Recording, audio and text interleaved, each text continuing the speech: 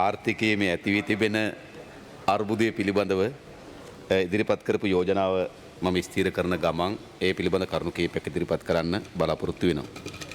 ඊට පෙර නියෝජ්‍ය කතානායකතුමනි අද ඔබතුමා විසින් දැනුම් දෙනු ලැබුවා 20 වෙනි සංශෝධනය පිළිබඳව ශ්‍රේෂ්ඨාධිකරණයෙන් ලබා දී තිබෙන තීන්දුව.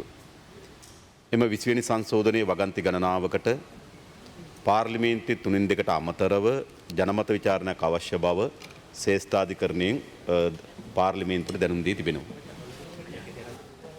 විශේෂයෙන්ම ගරු නියෝජ්‍ය කතානායකතුමනි අපේ රටේ මූලික නීතිය ව්‍යවස්ථාව අපි කවුරුත් යටත් නීතිය 1978 මේ ආණ්ඩු ක්‍රම ව්‍යවස්ථාවටවත් ජනමත විචාරණකින් සම්මත වූවක් නොවේ. ඉන් අනතුරු ඒකට සංශෝධන 19ක් ගෙනත් තිබෙනවා. ඒ සංශෝධන 19ම ජනමත විචාරණයට තුඩු දීලා නැහැ. ඒ නිසා දැනට අපි කවුරුත් යටත් ව්‍යවස්ථාව කිසිසේත්ම ජනතාවගේ අනුමැතියට ලක් කරන ලද ව්‍යවස්ථාවක් නෙවෙයි. නමුත් මේ ඉදිරිපත් කළ ලද ව්‍යවස්ථා සංශෝධනයේට 20 වෙනි සංශෝධනයේට බොහෝ වගන්ති ගණනාවකට ජනමත විචාරණයක් අවශ්‍ය බව ශ්‍රේෂ්ඨාධිකරණය දැනුම් දී තිබෙනවා. මම හිතන්නේ ඒක හොඳයි. මොකද ආණ්ඩු ක්‍රම ව්‍යවස්ථාවක් කියන්නේ රටේ මූලික නීතිය නම් රටේ ජනතාව සියලු දෙනා යටත් නීතිය නම් ඒක වඩාත් යෝග්‍ය ජනමත විචාරණ ලක්කොට සම්මත කර ගැනීම කියන එක අපිත් විශ්වාස කරනවා. ඒ නිසා දැන් මේ පාර්ලිමේන්තුවට පැවරලා තියෙන කාර්යභාරය තමයි මොකද ජනමත විචාරණයට යාමට පෙර යම් කඩුල්ලක් පන්නන්න තිබෙනවා. ඒ කඩුල්ල තමයි පාර්ලිමේන්තුවෙන් 3/2 අවශ්‍යයි. ඒතර පාර්ලිමේන්තුවෙන් 3/2 ලැබුණොත් විතරයි මේ ජනමත විචාරණයට යොමු වන්නේ. ඒ නිසා මම පාර්ලිමේන්තුවෙන් ඉල්ලා හිටිනවා කිසි කෙනෙක් දැන් මේක පාර්ලිමේන්තුවේ බාධා කරන්න එපා. මොකද පාර්ලිමේන්තුවේ 225 දෙනා මේක අතට අරගෙන බාධා කරනව වෙනුවට ජනතාව හමුවට දෙන්න. ජනතාවට දෙන්න ජනතාව හමුවට යන්න තියෙන දොරටුව පාර්ලිමේන්තුවේ 225 දෙනෙක් විසින් තමන්ගේ අභිමතය පරිදි වළක්වන්න එපා. එනිසා පාර්ලිමේන්තුවෙන් 3/2 ලබා දුන්නොත් මේ ජනමත විචාරණ ලක් වෙනවා. කවුරු හෝ කෙනෙක් පාර්ලිමේන්තුවෙන් මේකට 3/2 ලබා දෙන්න සූදානම් නැත්නම් එයින් පෙන්눔 කරන්න කවරක්වත් නෙවෙයි මේ යෝජනාව ජනතාව හමුවට ගෙන යන්න බයයි. අපි සූදානම් මෙම යෝජනාව ජනතාවත් එක්ක සාකච්ඡා කරන්න. මොකද විධායක ජනාධිපතිවරු අහෝසි කිරීම පිළිබඳව මේ පාර්ලිමේන්තුවේ ප්‍රධාන කණ්ඩායම් තුනට නායකත්වය දෙන තිදෙනාම එක කණ්ඩායමක නායකත්වය දෙනවා මෛත්‍රීපාල සිරිසේන මහත්මයා, තව කණ්ඩායමක නායකත්වය දෙනවා මහින්ද රාජපක්ෂ මහත්මයා, තව කණ්ඩායමක නායකත්වය දෙනවා රනිල් වික්‍රමසිංහ මහත්මයා. මේ තිදෙනාම අවස්ථා ගණනාවකදීම මෙම විධායක ජනාධිපතිවරු අහෝසි කිරීම සඳහා ජනවරම ගත්තු අය. ඒ නිසා අපි කියන්නේ පාර්ලිමේන්තුවේ 3/2 මේ බ්ලොක් කරන්නේ නැතුව පාර්ලිමේන්තුවේ මේ දොරටු වහන්න නැතුව පාර්ලිමේන්තුවෙන් අවස්ථාවක් ලබා දෙන්න ජනතාවට අපිට විශාල විශ්වාසයක් තිබෙනවා ජනතාව හමුවේ මෙම 20 වෙනි සංශෝධනය සම්මත කරගත හැකි වේවි කියලා. ඒ නිසා පාර්ලිමේන්තුවේ 225 දෙනා කිසිසේත්ම මේට බාධා නොකරයි කියලා මම ඉල්ලා හිටනවා මේ විවාදයට ගන්න අවස්ථාවේදී. කෙසේවත් ආර්ථිකය පිළිබඳ දැන් ඉදිරිපත් කර තිබෙන යෝජනාවේදී ගරු නියෝජ්‍ය කතානායකතුමනි බන්දුල ගුණවර්ධන හිටපු අමාත්‍යතුමා අවසානයේදී පෙන්වා දෙනු ලැබුවා වර්තමාන ආණ්ඩුව අනුගමනය කරමින් තිබෙන ආර්ථික ප්‍රතිපත්තියේ ප්‍රතිවිපාකවලට අපි මුහුණ දෙමින් තිබෙනවා කියලා. ඒක ඇත්ත. හැබැයි අපි කිසිසේත්ම විශ්වාස කරන්නේ නැහැ වර්තමාන ආණ්ඩුව පමණ අනුගමනය කරලද ආර්ථික ප්‍රතිපත්තියේ ප්‍රතිවිපාකවලට අපි මුහුණ දී තිබෙනවා කියලා අපි විශ්වාස කරන්නේ නැහැ. වර්තමාන ආණ්ඩුවේ ක්‍රියාකාරීත්වයේ වර්තමාන ආණ්ඩුවේ අකාර්යක්ෂමතාවය ආර්ථිකය පිළිබඳ ඔවුන්ගේ දැක්ම ඒ ආර්ථික මෙහෙයුම සඳහා ආණ්ඩුවේ තිබෙන වමනාව මේ ආදී සාධක මෙම අර්බුදය තීව්‍ර කරන්න හේතු සාධක වී තිබෙන එක ඇත්ත. මෙම අර්බුදය තීව්‍ර කරන්න වර්ධනය කරන්න හේතු වී තිබෙනවා. හැබැයි අපි මෙම අර්බුදයේ මුළු හේතුවම මේ අවුරුදු 3මාර ලෙස සැලකුවොත් වැරදි. මේ තමුන්නාන්සලා දිගු කාලයක් තිස්සේ අනුගමනය කරමින් තිබෙන ආර්ථික ප්‍රතිපත්තියේ වැරද්ද. මා දැක්කා මුදල් අමාත්‍යතුමා පසුගියදා කියලා තිබුණා රුපියල කඩා වැටීම ආර්ථික අර්බුදයක් නෙවෙයි කියලා. ඔබතුමා මා දැක්ක පත්‍රවල කියලා තිබුණා. හැබැයි අපි කියන්නේ ආර්ථික අර්බුදයක් නෙමෙයි ආර්ථික අභියෝගයක්.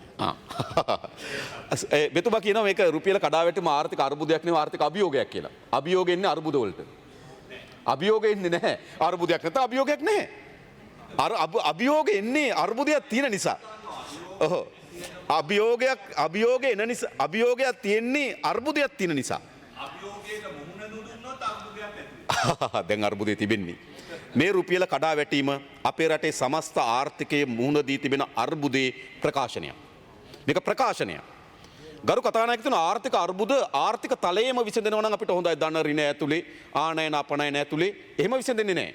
ආර්ථික අර්බුද අනිවාර්යයෙන්ම පෙරලා ජනතාවගේ ජන ජීවිතවල බලපෑම් කරමින් තිබෙනවා. ඒ බලපෑම තමයි ආර්ථික අර්බුදයේ ප්‍රකාශනය. අද අපේ රටේ ඇති වී තිබෙන ආර්ථික අර්බුදයේ ප්‍රකාශනය පෙන්눔 කරමින් තිබෙනවා. විශාල රැකියා ප්‍රමාණයක් මාදක වාර්තාව සඳහන් විතන රැකියා 30000ක් පසුගිය වසරේ අහිමි වී තිබෙනවා කියලා වාර්තාව සඳහන් වී තිබෙනවා. ඒ කියන්නේ ෆැක්ටරි වැහිලා තිබෙනවා. සමහර ඒවා සේවා කප්පාදුව ලක් කරලා තිබෙනවා. ඒ ආර්ථික අර්බුදයේ ප්‍රකාශනය. එයාගේ රැකියා අහිමි වීම.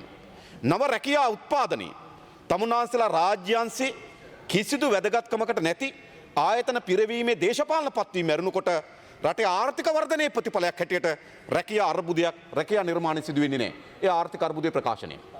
අද බහුදින යාත්‍රා හිමි අපේ රටේ මාළු අස්සන්නේ විශාල මාළු අස්සන්නක් ගෙනත් දෙන්න. බහුදින යාත්‍රා කරුවන්. මේ ඩීසල් මිලට මම එදත් පාර්ලිමේන්තුවේ පෙන්වා දුන්නා. මේ මිලට තෙල් ගහලා මුහුදු ගිහිල්ලා අල්ලන මාළු අස්සන්න තමන්ගේ ජීවිකාව පවත්වාගෙන යන ප්‍රමාණවත් දැකලා උපාරට බල උද්ඝෝෂණ කළා තිබෙනවා. අද බහුදින යාත්‍රා විශාල ප්‍රමාණයක් නැංගුරම් තොටුපළවල මම දන්නවා දිලිප් එදාරච්චි රාජ්‍යමතුමාවත් එක්ක වෙන වෙති. බහුදින යාත්‍රා විශාල ප්‍රමාණයක් අද නැංගුරම් තොටුපළවල නතර කළා තිබෙන්නේ. ඒ ආර්ථික අර්බුදයේ ප්‍රකාශනය. ඒකට කොහොමද අර්බුදයක් නෙවෙයි කියන්නේ. ඒ වගේම මැයි මාසයේ සිට මේ දක්වා මේ මාස 5 ඇතුළත රුපියල් 95ට තිබු ඩීසල් ලීටරේ 123 දක්වා රුපියල් 28කින්. ඒ කියන්නේ ඩීසල් 30කින් ඉන්ධන 30කින් තුනෙන් එකකින් වර්ධනය වී තිබෙනවා. ඒ ආර්ථික අර්බුදයේ ප්‍රකාශනය.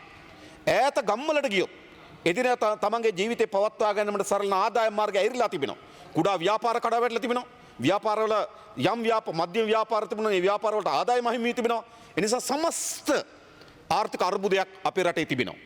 මේ ආර්ථික අර්බුදයේ ප්‍රධාන කරුණු කීපයක් අතර එකක් අපේ නිෂ්පාදනය කඩා වැටීම. දෙක අපේ ආනයන අපනයන වලට පොලේ ඇති වී තිබෙන අර්බුදය. තුන ආදායම් බෙදී යාමේ විෂමතාවය. හතර රාජ්‍ය ආදායම අඩුවීම. පහ අපේ රට ලෝකයේ වෙළඳපොලෙන් පංගුවක් අත්පත් කර ගැනීමට අසමත් වීම. මම මේකින් එක පෙන්වන්න ගරු නියෝජ්‍ය කතානායකතුමා. Order please. ගරු ප්‍රියංකර ජයරත්න මන්ත්‍රීතුමා මුලාසනට පැමිණෙනවා ඇති.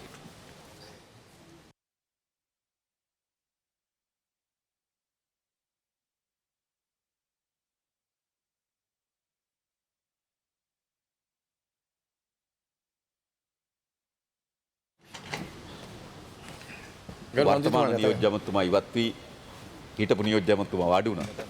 හිටපු කතානායකතුමා. කොහොම වුණත් මම කියමින් හිටියේ දැන් පළවෙනි අර්බුදේ මේ රුපියල කඩා වැටීමේ අර්බුදය. දැන් තමුන්නාන්සලා නිරන්තරයෙන් ඔප්පු කරන්න හදනවා.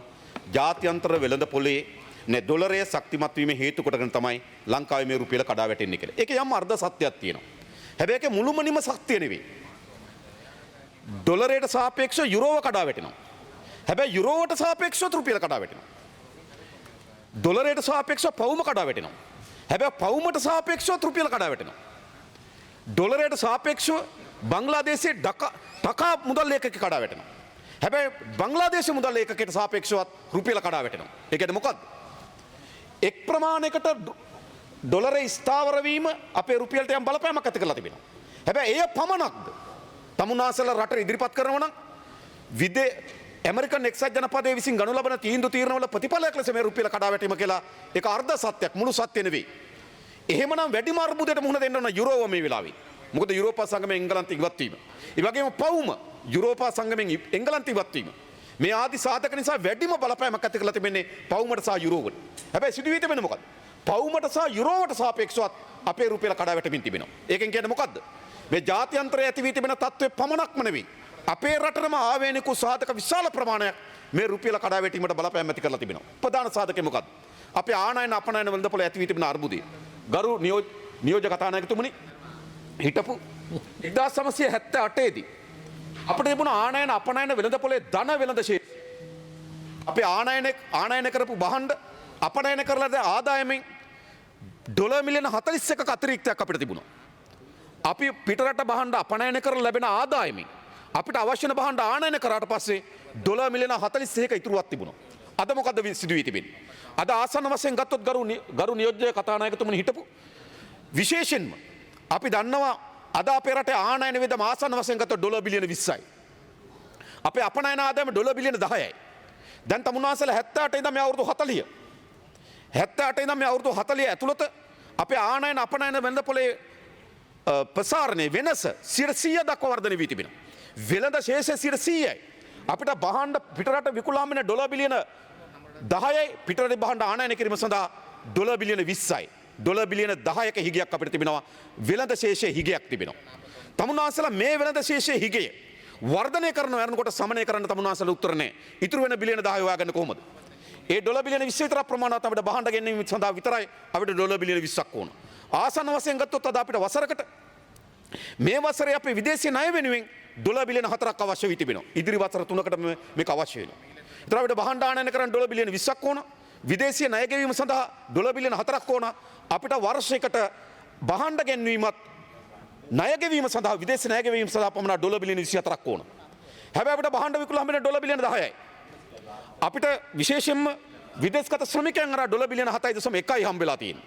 එතකොට ඩොලර් බිලියන 17.1යි. තව 1.9ක් වගේ හම්බෙනවා සංචාරක ව්‍යාපාරේ.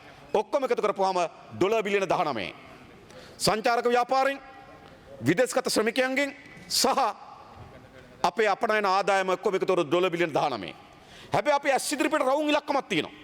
බහණ්ඩ ගැනීම සහ ණය ගෙවීම සඳහා පමණ ඩොලර් බිලියන 24ක් ඕන. ඒ නිසා මේ වසර ආරම්භයේදීම අපිට ඩොලර් බිලියන 5ක හිගයකින් අපි මේ වසර පටන් ගන්න. ඩොලර් බිලියන 24ක අවශ්‍යතාවයක් එනකොට අපිට සපුර ගන්න සිදු වෙලා තියෙන ඩොලර් බිලියන 19 ඉන්නවා. අපේ සැපයීම ඩොලර් බිලියන 19, අපේ ඉල්ලුම ඩොලර් බිලියන 24යි. සරල ආර්ථික විද්‍යාව සැපයීම අඩු වෙලා තිබෙනවා, ඉල්ලුම වැඩි වෙලා තිබෙනවා, ඩොලරේ මිල ඉහළ යනවා. මේක සරල ආර්ථික විද්‍යාව. මේ ට්‍රම්ප්ගේ ප්‍රශ්න හරි ඇමරිකන් එක්සත් ජනපදයේ ප්‍රශ්න නෙමෙයි. ඩොලර් බිලියන 24ක් අපිට අවශ්‍ය වෙනකොට ඩොලර් බිලියන 19 නම් අපේ ඉපැයීමක් හැටියට තිබින්නේ. අපිට ඩොලර් බිලියන 5ක නම් අපේ ආර්ථිකය පටන් ගන්න. අනිවාර්යයෙන්ම ඩොලරේ ඉහළ යන එක වළක්වන්න බෑ. දැනුත් මේ රුපියල මේ ප්‍රමාණයෙන් ආරක්ෂා කරගෙන තිබෙන්නේ. මහා බැංකුව Taman සතුට වෙන විදේශ සංචිත නිදහස් කරලා. මේ වෙනකොට මහා බැංකුව ඩොලර් මිලියන 184ක් මේ වසරේ. මේ වසරේ විතරක් ඩොලර් මිලියන 184ක් නිදහස් කරලා තිබෙනවා රුපියල ස්ථාවර කර ගැනීම වෙනුවෙන්. තව දුරටත් තමුන්නාසලා මේ ස්ථාවර කිරීම සඳහා සමත් වුණේ නැත්නම් අනිවාර්ය ලෙස දෙසැම්බර් මාසයේ අග වෙනකොට ඩොලරයක් වෙනුවෙන් ගෙවිය යුතු රුපියල් ප්‍රමාණය රුපියල් 200ට ආසන්න වෙන එක වළක්වන්න බෑ මම අද කියන තමුන්නාසලට. මේක තමයි සිද්ධ වෙන්නේ. ඉතින් මොකද්ද පතුලේ තිබෙන කුමක්ද මේ? පතුලේ තිබෙන කුමක්ද? එකක් අපිට බැරි වුණා අපේ ආනයන වියදම පාලනය කරගන්න. අනිත් එක අපිට බැරි වුණා අපේ අපනයන ආදායම් වර්ධනය කරගන්න. 1977 දී ගරු සභාපතිතුමනි 1977 දී 77 අපේ ප්‍රධාන ආදායම් මාර්ගය උනේ තේ රබර් පොල්. හැබැයි ගරු කතානායකතුමනි හැමදාමත්ම එකට තියෙන්නේ නැහැ. ලෝක වෙළඳපොළ වෙනස් වෙනවා. ඒ ලෝකයේ සිද්ධ වෙන අලුත් වෙළඳපොළ ගැන කල්පනා කරලා ලෝක වෙළඳපොළෙන් පංගුවක් අත්පත් කරගන්න අපි සමත් උනේ නැහැ. එදා අපිට තේ වෙළඳපොළ තේ වෙනුවට කෙන්යානු රටවල තේ නිෂ්පාදනය වෙන්න පටන් ගත්තා.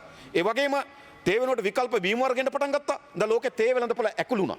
පොල් අපිටත් මතු වුණා. රබර් වෙනුවට කෘත්‍රිම රබර් ආවා. ඒ නිසා අපි සාම්ප්‍රදායික ආනයන අපනයන භෝග මත තමයි අපි රඳා පැවතුනේ. අපිට බැරුණ ලෝකයේ සිද්ධ වෙන නම් වෙනස්කම් මත. විශේෂම ලෝකේ වෙළඳපොළ දෙකක් තිබෙනවා. එකක් ලෝකේ බහණ්ඩ වෙළඳපොළ තිබෙනවා. අනිත් එක ලෝකේ ශ්‍රම වෙළඳපොළ තිබෙනවා. අපි ලෝකේ බහණ්ඩ වෙළඳපොළෙන් තයි වෙලා තිබෙන්නේ. ලෝකේ ශ්‍රම වෙළඳපොළෙන් තයි වෙලා තිබෙන්නේ. අපිට බැරුණා 2020 දී ලෝකේ ශ්‍රමිකයා කවුද? ඉල්ලන ශ්‍රමිකයා කවුද කියලා තමුන්නාන්සලට ප්‍රතිපත්තියක් හදන්න බැරුණා. අදත් තමුන්නාන්සලගේ ලෝකේ ලංකාව සපයන ශ්‍රමිකයා කවුද? ගෙදර උයන්න. එහෙම නැත්නම් වඩු වැඩ කරන්න. එහෙම නැත්නම් තීන්ත ගන්න. එක්ක ඩ්‍රයිවර් වැඩ කරන්න. එක්ක කොන්ක්‍රීට් අනන්න මැද පෙරදිග. ඔන්න තමුන්නාන්සලා ලෝක වෙළඳපොළ අත්පත් කරගත්ත පංගුව. හැබැයි ලෝකේ ශ්‍රම වෙළඳපොළ වෙනස් වෙනවා. නව ශ්‍රම වෙළඳපොළ ඉල්ලනවා. ඒ සඳහා දැක්මක් තිබුණා තමුන්නාන්සලා. විශේෂම ගත්තොත් අද ලෝකේ විශාල ශ්‍රම වෙළඳපොළක් සම්පූර්ණ කරන තොරතුරු තාක්ෂණය. අද ඉන්දියාව ගත්තොත් ඉන්දියාව ලෝකේ සෑම මුදුකාංග පද්ධති නිර්මාණය කරන සමාගමකම Google වේවා HP වේවා මේ ආදී ප්‍රධාන සමාගම්වල ඉහළම තනතුරු වල ඉන්නේ ඉන්දියානුවන්. ඔවුන් දැනගෙන හිටියා ලෝකේ එක යුගයකදී ශ්‍රම වෙළඳපොළ වෙනස් වෙනවා කියලා. හැබැයි තමුන්නාන්සලා සමත් වුණා. ලෝකේ සිද්ධ වෙන නව ශ්‍රම වෙළඳපොළට අවශ්‍ය වෙන නිර්මාපකයෙක් හැදුවද? ලැජ්ජ වෙන්න ඕන තමුන්නාන්සලා. තොරතුරු තාක්ෂණය 20ක් ඇටට උසස් වලට ඇතුළත් කරේ 2014.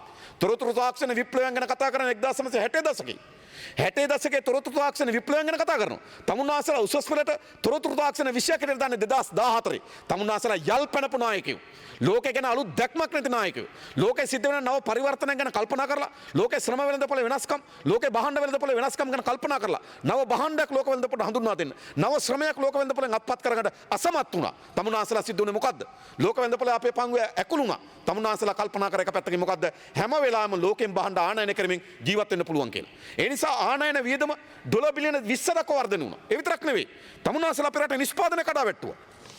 දැන් කල්පනා කරලා බලන්න මා ගාව තිබෙනවා 2017 වසරේ අලගෙනලා තියෙන ඩොලර් මිලියන 36ක වියලි මිරිස් ගෙනත් තියෙන ඩොලර් මිලියන 52ක ලොකු ලුණු ගෙනත් තියෙන ඩොලර් මිලියන 79ක රතු ලුණු ගෙනත් තියෙන ඩොලර් මිලියන 8ක බඩිරුම් ගෙනත් තියෙන ඩොලර් මිලියන 53ක මුංගට ගෙනත් තියෙන ඩොලර් මිලියන 15ක කඩල කුරක්කන් ගෙනත් තියෙන ඩොලර් මිලියනයක කවුපි ගෙනත් තියෙන ඩොලර් මිලියන 4ක සියවලා ගෙනත් තියෙන ඩොලර් මිලියන 0.2ක ආසන්න වශයෙන් ගත්තොත් ඩොලර් මිලියන 248.2ක මේවා නිෂ්පාදනය කරන්න බැරි බහන්ඩද මේ බඩිරුම් කවුපි කුරක්කන් අපි පොඩි කාලේ හිතන් හිටියේ කුරක්කන් තියෙන්නේ ලංකාවේ විතරයි කියලා. බලනකොට කුරක්කන් පිටරටනුත් ගින ආර්ථිකයක් ඇතුළත තමුන්නාස්. නිෂ්පාදනය කඩාවැටුවා. අඩුම තරමේ අත්‍යවශ්‍ය ආහාර ටික නිෂ්පාදනය කරන්න බැරි පාලකයෝ තමුන්නාස්ලා. අවුරුදු 70 කරනවනේ මොකද උනේ කඩල ගේනවනම් මුංගට ගේනවනම් කවුපි ගේනවනම් කුරක්කන් ගේනවනම් බඩිරුම් ගේනවනම් ලුණු ගේනවනම් මියලි මිරිස් ගේනවනම් මොකද අද ප්‍රාර්ථිකේ නිෂ්පාදනය කඩාවැටුවා. ලුණුත් ගේනවා තමුන්නාස්ලා. රට වටේ මුහුද තිබෙනවා. ලුණුත් ආනයන කර රාජ්‍යයක් තමුන්නාස්ලා නිර්මාණය කරේ. ඉතින් කොහෙද එනිසා අපිට ඩොලර් බිලියන 20ක් වැය වෙනකොට මේ ඩොලර් බිලියන 20න් අඩුම තරමේ ගරු හිටපු නියෝජක කතානායකතුමා අඩුම තරම අපිට පුළුවන්කම තිබුණා ඩොලර් බිලියන 2ක්වත් අපේ ආනයන වියදම් අඩු කරගන්න පුළුවන් මේ නිෂ්පාදනයේ පණ පොවලා. තමුන්නාසලා පණ පෙව්වේ නේ. එනිසා මොකක්ද වුනේ?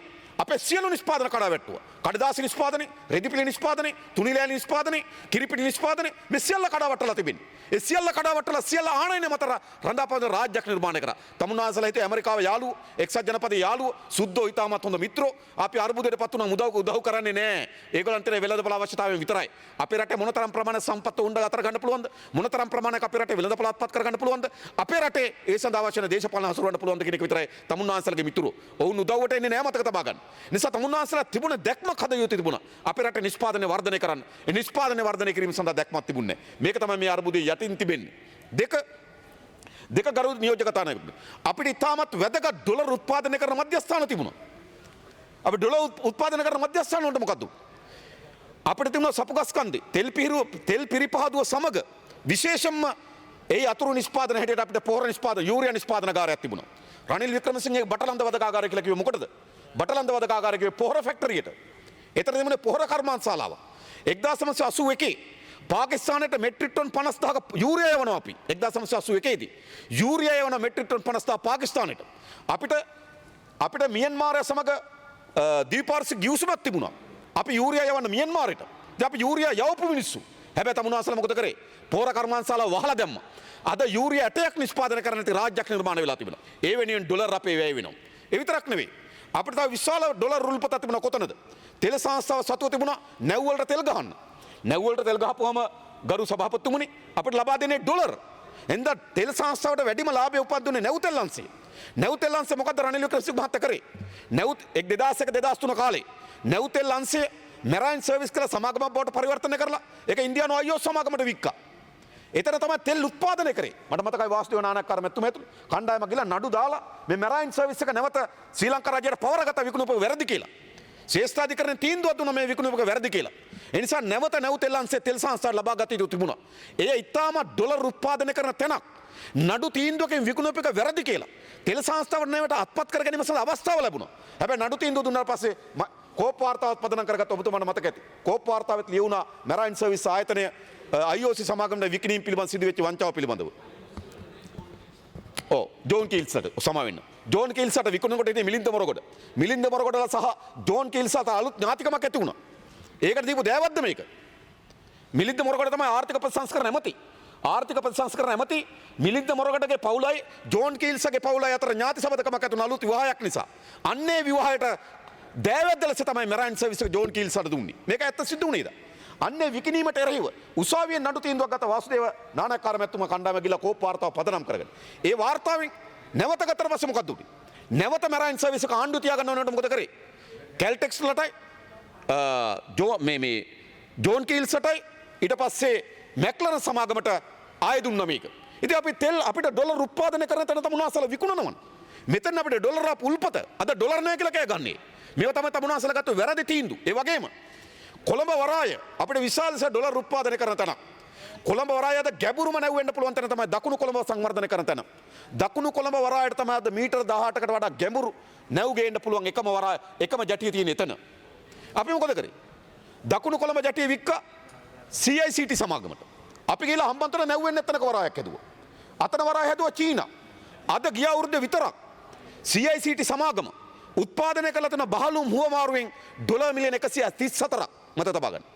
ඩොලර් මිලියන 134ක් CICT ජැටිය චීන සමාගමක දකුණු ජැටිය උපයනවා. එතකොට අපේ ඩොලර් උත්පාදනය කරන තැන් තමුන්නාසලා විකුණලා දැම්මා. අපිට ඩොලර් ලබා ගන්න පුළුවන් තැන් විකුණලා දැම්මා. ඒ අර්බුදය අද විශාල ඩොලර් හිගයක් නිර්මාණය වෙන්න හේතු සාධක වෙලා තිබෙනවා. එක පැත්තකින් අපිට ලෝක වෙළඳපොලේ ඩොලර් ප්‍රමාණයක් අත්පත් කරගන්න බැරි වුණා. වෙළඳපොළ අත්පත් කරගෙන. දෙක ලෝකේ ශ්‍රම වෙළඳපොළෙන් පංගුවක් අත්පත් කරගන්න බැරි වුණා.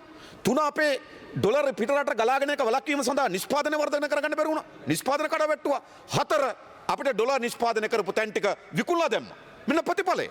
මේ ප්‍රතිඵලය තමයි අද මේ ඩොලරේ කඩාවැටීමට ඩොලරයට සාපේක්ෂව රුපියල කඩාවැටීමට බලපාලා තිබෙන්නේ. එහෙම නැත්නම් ට්‍රම්ප්ගේ ප්‍රතිපත්ති නෙවෙයි. රට ආර්ථිකයක් එන්න ඕන මොකටද? ඕවා අපිට අලුත් කතා. අලුත් කතා නෙවෙයි අපිට පරණ කතා අපි ඕන තරම් කියලා තන දේශපාලන වේදිකාවේ. තමුන්නාසල හදලා තියෙන ආර්ථිකය මොකද්ද? ඇමරිකාවට හෙම්රිස්සාවක් හැදුනොත් ලංකාවට නියමෝනියාව හැදෙන ආර්ථිකයක්. එහෙම ආර්ථික අපිට හදලා වැඩක් නෑ. අපි හදන්න ඕනකම තියෙන්නේ මොකද්ද? ඕනෑම තත්වයකට ඔරොත්තු දිය හැකි ආර්ථිකයක්. තමුන්නාසල මොකද්ද කියන්නේ? ඉරානයේ ප්‍රශ්නයක් ආපුවම අපිට අර්බුදේ. ඇමරිකාවේ ප්‍රශ්නයක් ආපුවම අපිට අර්බුදේ. අපි ආර්ථිකයක් හදන්න ඕන කුමටද? පාලනය ඕන මොකටද? ආණ්ඩුව ඕන මොකටද? ආර්ථික දැක්මක් ඕන කුමකටද? ලෝකේ කවර තත්ත්වයක් නිර්මාණය වුණත් ඒ ඕනෑම තත්වයකට ඔරොත්තු දිය හැකි ඕනෑම තත්වයකට ඔරොත්තු දිය හැකි ආර්ථිකයක් ගොඩනැගීම තමයි පාලකයන්ගේ වගකීම. නැත්තම් ඇමරිකාවේ ට්‍රම්ප් බැන ඉන්න, ඉරානයට බැන ඉන්න, ඉරාකයට බැන ඉන්න ඒකට පාලකයෝ ඕනද? ඒක ලෝක ඕන වෙලාවක වෙන්න පුළුවන්. ඕන රටක ආර්ථිකයක් ගොඩනැගිය හැකි වන්නේ කෙසේද? ඕනෑම තත්වයක් ඇතුලේ ඔරොත්තු දිය හැකි ආර්ථිකයක්. අද කරු කතානායකතුමනි විශේෂම ගොඩනැගිලි නිර්මාණයේදී විශාල සාකච්ඡාවක් තිබෙනවා. අද ගොඩනැගිලි නිර්මාණයේදී වැඩිපුර අවධානය යොමු කරන්නේ ඕනෑම තත්වයකට මුහුණ දිය හැකි ගොඩනැගිල්ලක් හදන්න ඕන කියලා. ඒ සුනාමියක් වෙන්න පුළුවන්. ඒ අධික රස්නේ වෙන්න පුළුවන්. ඒ අධික සීතල වෙන්න පුළුවන්. එය භූමිකම්පාවක් වෙන්න පුළුවන්. මේ ඕනෑම තත්වයකට මුහුණ දිය හැකි ගොඩනැගිල්ල. අන්න ඒ වගේ තමයි අපි ආර්ථිකය ගොඩනගන්න ඕන. විය හැකි ඕනෑම තත්වයකට මුහුණ දිය හැකි ආර්ථිකයක් අපි ගොඩනගන්න ඕන. එහෙම ආර්ථිකයක් ගොඩනැගීමකින් තොරව මේකට විසඳුම හොයන්න බෑ. තමුන්නාසලට අසමත්. දැන් මංගල සමරවීර මුදල් අමාත්‍යතුමා මොකද්ද කිව්වේ? විශාල වාහන ආනයන නතර කරන්න කිව්වා. තමුන්නාසෙස් කෙටි කාලන පියවරක් කෙටියට ආනයන සීමා කිරීම සඳහා යම් පියවරක් අරන් තිබෙනවා. හැබැයි තමුන්නාසල සාධාරණ අයිතියක් තියෙනවා ආනයන සීමා කිරීම සඳහා තීන්දුවක් ගන්න. මේ කිසි අමතිවරයෙක් තමන්ට ලැබුණු අමාත්‍යංශයට ගිහලා ගත්ත හැම වාහනයක්ම ගත්තේ ලක්ෂ 440ට වඩා වැඩි වාහන. ඒතර ඇමතිවරු එහෙම නෙවෙයිද? පරිපූර්ණ ඇස්තමේන්තුව ඇති තරම් තමයි මේ පාර්ලිමේන්තුවට. අධිකරණ අමාත්‍යංශයට වාහන ගන්න තොරතුරු මොකක්ද ගත්තේ හැම අමාත්‍යංශයකටම වාහන ගන්නකොට තමුන්නාන්සේලා ලක්ෂ 441ම වාහන තමයි පරිපූර්ණ ඇස්තමේන්තුව හරහා ගත්තේ. ඒ නිසා ගත හැකි මිල අධිකම සුපරිම වාහනේ අරගෙන සාමාන්‍ය මිනිස්සුන්ට කියන මරුටියක නතර කරපන්. සාමාන්‍ය මිනිස්සුන්ට කියනවා වැගනාරක නතර කරපන්. මොකද්ද මේ කියන කතාව? තමුන්නාසල කියන සාධාරණ අයිතියක් නැහැ. රනිල් වික්‍රමසිංහ මහතාට අයිතියක් තියෙනවද කියන්න ජනතාවට සුකොබ්බෝගේ වාහන ආනයන කරන්න එපා කියලා. රනිල් වික්‍රමසිංහ මහතා කාර් දෙකක් ආනයන කරා. මෙන්න තියෙනවා පරිපූර්ණ ඇස්තමේන්තුව දැම්ම කොච්චරද? ලක්ෂ 5993යි. ආසන වශයෙන් ගත්තොත් කාර් එකක් ලක්ෂ 3000යි. ලක්ෂ 3000 කාර් සමහර දවස් වලට අරලියගහ මන්දිරේ නම් පාර්ලිමේන්තුවට තියෙන හෙලිකොප්ටරි. අරලියගහ මන්දිරේ නම් පාර්ලිමේන්තුවට හෙලිකොප්ටරය ඇවිල්ලා කාර් එකක් ගන්න රුපියල් ලක්ෂ 3000ක් දීලා මිලියන 300යි. තමුන්නාසල අනුමත කරනවද ඒවා? මෙහෙම නායකයන්ට මෙහෙම ඇමතිවරුන්ට රටේ ජනතාවට සාධාරණයක් කියන්න පුළුවන්ද? ඔයගොල්ලෝ ආනයන සීමා කරන්න. ඔයගොල්ලෝ සුකොබ්බෝගේ වාහන අඩු කරන්න. එහෙම කරන්නේ නැහැ. තමුන්නාසලගේ ඇමතිවරු හොයලා බලන්න මේ පාර්ලිමේන්තුවට මම ඉල්ලා හිටන අගමැතිවරයාගේ අද නෑ ලංකාවේ. නමුත් අගමැතිවරයා පුළුවන් නම් මේ පාර්ලිමේන්තුවට වාර්තාවක් දෙන්න. ඇමතිවරු විදේශගත වෙච්ච ප්‍රමාණය, විදේශගත වෙනකොට ගෙනිච්ච ප්‍රමාණය, ඒ විදේශගත වෙච්ච වියදමේ ප්‍රමාණය සහ ලැබිච්ච ප්‍රතිලාභ. ගොඩක් ඇමතිවරු මොකක්ද දෙන්නේ ඔබතුමා දන්නව? පාර්ලිමේන්තුව ගොඩක් නැත්තේ පිටරට ඉන්නේ. කැබිනට් මණ්ඩලයට එන්නේ නැත්තේ පිටරට ඉන්නේ. මේකයි සිද්ධ වෙලා තිබෙන්නේ. ඇමතිවරු අද තමන්ගේ සුඛ විහරණ සහිත ජීවිත ගත කරගන්න තමන්ගේ තනතුරු උපයෝග කරගෙන තිබෙනවා. සතියක් පාර්ලිමේන්තුව සතියක් පිටරට. ආයෙ පිටරට ආයෙ පාර්ලිමේන්තුව. මේව තමයි බහුතරයක් ඇමතිවරු. ඒකනේ මේ සිද්ධ වෙලා තියෙන්නේ. ඉතින් තමුන්නාන්සලා සුඛ විහරණ සහිත ජීවිත ගත කරමින් ජනතාවට කියන මොකද්ද? පටිතද කරගන්න. ආනයන සීමා කරන්න. යුක්තිසහගත සදාචාරාත්මක අයිතියක් නැත තමුන්නාන්සලට ජනතාවගෙන් එහෙම ඉල්ලීමක් කරන්න. තමුන්නාන්සලා ඉතාමත් කැතපන්නේ, සුපිරිපන්නේ සුඛ විහරණ සහිත ජීවිත ගත කරමින් ජනතාවට කියන්නේ කොහොමද ආනයන සීමා කරන්න කියලා. ජනාධිපතිවරු මේ ළඟදී එක්සත් ජාතීන්ගේ සංවිධානයේ සම්මන්ත්‍රණ මතන්න. කී දෙනෙක් කරගෙන ගියාද? මෙයා අරුබුදයක් තියෙන වෙලාවක. රටේ ඩොලර් නැහැ කියලා කියනවා. ආසන්න වශයෙන් දැන්ට වාර්තා විතරම 63යි. 63යි සමහර මාධ්‍යවේදීන් ගෙවලා තියෙනවා ලක්ෂ 4ක් මුදල් වලින්. ඒ කියන්නේ ගමන් වියදම් ටිකට් වියදම් අර හෝටල් ගාස් සැරෙන ලක්ෂ 4ක් අතට දීලා තියෙනවා. පොකට් මනි ලෙස. මොකද්ද මේ කරලා තිබෙන්නේ? ඉතින් තමුන්නාන්සලා හිතනවා ජනාධිපති මාධ්‍ය ඒකකයක් තිබුණා මාධ්‍ය ඒකකේ අරගෙන ගිහිල්ලා මෙවැනි අවස්ථාවක මාධ්‍ය ඒකකෙන් කරන්න ඕන අවශ්‍ය දේ ටික එවන එක. ගිහිල්ලත් ඒක තමයි කරන්නේ. ගිහිලත් කරන්නේ මාධ්‍ය එකකින් එවන එක තමයි දාන්නේ. ඒකට දාන්න තව මාධ්‍ය වුණා. රටේ අර්බුදයක් තියෙන වෙලාවක මම දැක්ක සමහර ස්වාමීන් වහන්සේලාත් අරගෙන තිබුණා. ස්වාමීන් වහන්සේලා පිළිබඳ භක්තිය අපිට තිබෙන එක වෙනම දෙයක්. උන්වහන්සේලාට වන්දනාමාන කරගෙන යන සඳහා අවස්ථා හදලා දෙන්න. ඒක ආණ්ඩුවක වගකීම. හැබැයි එක්සත් ජාතික සංවිධානයට අරගෙන මොකටද? කවුද ගෙවන්නේ මේකට සල්ලි? ජපානයට අරන් ගියා මොකටද සල්ලි? දැන් තමුන්වහන්සේ සාධාරණ අයිතියක් තියෙනද මිනිස්සුන්ට සරල ජීවිතයක් ගත කරන්න කියලා ඉල්ලන්නේ. ආනයන සීමා කරන්න කියලා ඉල්ලන්නේ. මම දැක්ක ජපානයටත් සමහර ස්වාමීන් වහන්සේලා එක්කගෙන යනවා. සමහර වංචාවට හිරේ ඉන්න ඕන මිනිස්සු එක්කන් ගියානේ. එක සතියක් ජනාධිපතිත් එක්ක ජපානයේ ඊළඟ සතියේ රිමාන්ඩ් එකේ පොල්ගම්පල.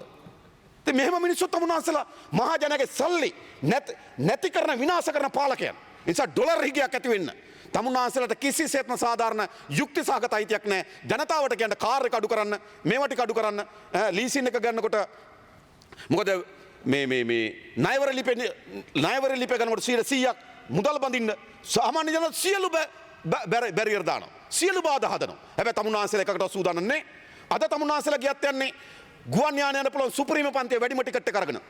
අද කරු සභාපතිතුමා හොයලා බලන්න කටුනායක එයාපෝට් එකේ. දැන් මේ වෙනකොට අමතර කීයක් පිට රටින් ඉන්නවද කියලා. ඒගොල්ලන් එක කී දෙනෙක් ගිහලා ඉන්නවද කියලා හොයලා බලන්න දැන්. කොච්චර මුදල්ද මේ?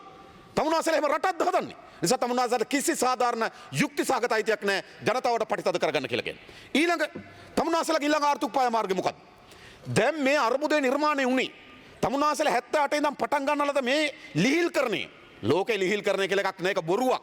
ලෝකෙ කිසි එකක් ලිහිල්කරණය කරන්නේ නැහැ. ඉන්දියාව ලිහිල්කරණය කළාද කියන්නේ? ඉන්දියාවට පිටරටින් කිරිපිටි ආනයනය කරන 100ක බද්දක් තියෙනවා. බීජ ආනයනය කරන විශාල බද්දක් තිබෙනවා. හැම රටක්ම ලිහිල්කරණය කළා තිබෙන තමන්ගේ නිෂ්පාදනය ආරක්ෂා කරගන්න. තමන්ගේ නිෂ්පාදනය ශක්තිමත් කර ගැනීම සඳහා තමයි ලිහිල්කරණය උපයෝග කරගෙන තිබෙන්නේ. තමන්ට නැති තාක්ෂණය ගේන්න ලිහිල්කරණය උපයෝග කරගෙන තිබෙනවා. තමන්ට නැති ප්‍රාග්ධනය ගේන්න ලිහිල්කරණය උපයෝග කරගෙන තිබෙනවා. ඉන්දියාව ලිහිල්කරණය උපයෝග කරගත්ත මොකටද?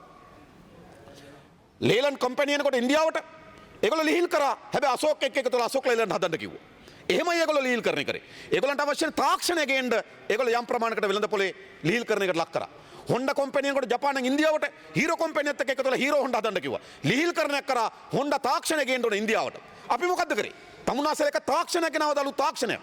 මට කියන්න 1978න් පස්සේ නව තාක්ෂණ කර්මාන්තශාලාව ගෙනාවේ මොකද්ද? අලුත් තාක්ෂණයක් ගෙනාවේ මොකද්ද? ලෝක තාක්ෂණ විශාල පරිවර්තනයක් වුණා. ඒ කිසිවක් ගැන තමුන්වහන්සේලා ලිහිල්කරණ උපයෝග කරගත්තේ නැහැ. තමුන්වහන්සේලා ලිහිල්කරණ උපයෝග කරගත්තේ අපේ රටේ තිබුණු සමස්ත නිෂ්පාදන කඩාවට්ටන්න. ඒක නෙමෙයිද සිද්ධ වුණේ.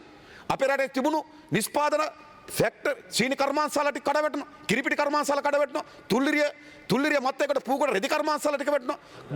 ගින්තොල තුනිලෑලි සංස්ථාව කඩවැටෙනවා. ඇඹිලි පිටියේ කඩදාසි කම්මල කඩවැටෙනවා. කන්තලේ සීනි කර්මාන්තශාලා කඩවැටෙනවා. හිඟුරාන සීනි කර්මාන්තශාලා කඩවැටෙනවා. එළයාපොත්තේ උළු කම්මල කඩවැටෙනවා. දංකොඩ පිඟන් සංස්ථාව කඩවැටෙනවා. මාතලේ පිඟන් කම්මල විකුණලා දැම්මා.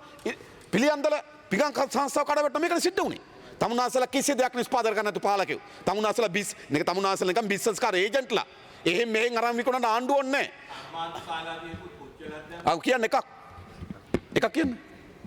ඔව්. එකක් කියන්න.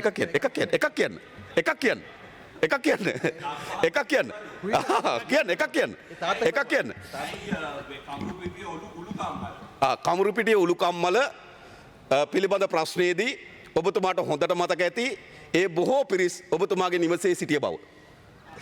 මතකද? දැනුත් ඉන්නවා. හරිද? මම කියන්නේ තමුන්වහන්සේලා මේ අවුරුදු 25කට එහා පැත්තේ ඉති උළු කම්මලක ප්‍රශ්නේ නම් තමුන්වහන්සේලා ආර්ථික වශයෙන් මොන තරම් බංකොලොත්ද? ඒ කියන්නේ අවුරුදු 30කට එහා සිද්ධ වෙච්ච උළු කම්මලක් ගැන ප්‍රශ්නේ නම් මේ ආර්ථිකයේ සමස්තය තමුන්වහන්සේලාට නෑ මේ ආර්ථික අර්බුදයට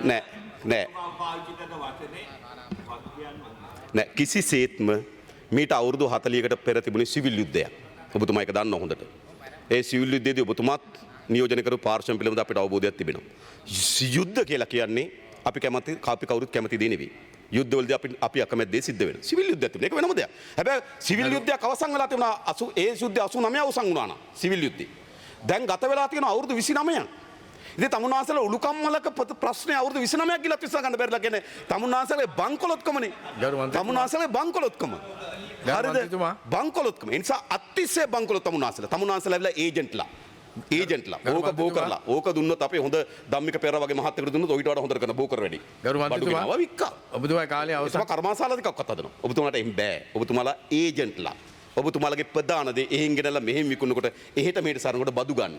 තමුන්නාන්සලා තියෙනවා ජනතාවගෙන් සල්ලි ගන්න දිගු අතක්. විශාල දිගු අතක් තියෙනවා. ඒ දිගු අතෙන් තමුන්නාන්සලා ජනතාවගෙන් සල්ලි එකතු කරනවා. ජනතාවට දෙන්න තියෙන ඉතා කොට අතක්. ජනතාවට බෙදන්නේ කොට අතකින්. තමුන්නාන්සලාට බෙදා ගන්න තියෙන ලොකු හැන්දක්. ඒක තමයි කරලා තිබෙන්නේ. ඒ නිසා මේ අනුගමනය කරමින් තිබෙන ආර්ථික ප්‍රතිපත්තිය මුළුමනින්ම පරිවර්තනයකට ලක් කරන්නේ නැතුව මේ ආර්ථික ගමනට ඉස්සරහට නැහැ. දැන්වත් අඩුම තරමේ තමුන්නාන්සලා සිංගප්පූරු සීන මවනවා, මැලේසියා සීන මවනවා, මොකද ඉන්දියාවත් එක්ක ඉස්සරහට යන්න කල්පනා කරනවා, චීනෙත් එක්ක මම අවසන් කරනවා. ඇමරිකාවත් එක්ක ඉස්සරහට යන්න කල්පනා කරනවා. හැබැයි තමුන්නාන්සලා කල්පනා සියල්ල අද තමුන්නාන්සලා ඇස් ඉදිරිපිට තූතු කොට විනාශ වී තිබෙනවා. ඒ නිසා තමුන්නාන්සලාගේ ආර්ථික ප්‍රතිපත්තිය වැරදි. අඩුම තරමේ තමුන්නාන්සලා අනුගමනය කරලාද ආර්ථික ප්‍රතිපත්තිය පිළිබඳව හොඳ සමාලෝචනයක් කරලා එතනින් එහා ගමනක් සඳහාවත් උත්සාහ දරනවා නම් යම් ප්‍රතිඵලයක් ගැන අපේක්ෂා කරන්න පුළුවන්. හැබැයි තමුන්නාන්සලා අනුගමනය කරපු ආර්ථික ප්‍රතිපත්තිය මුළුමනින්ම ආරක්ෂා කරගනිමින් ඒ දිශාවට නම් ගමන් කරන්නේ මේ අර්බුදය තව තීව්‍ර වෙනකොට සමනය වෙන්නේ නැති බව සහතිකයි. බොහොම ස්තුතියි ගරු සභාපතිතුමනි අවස්ථාව ලබා දුන්නා.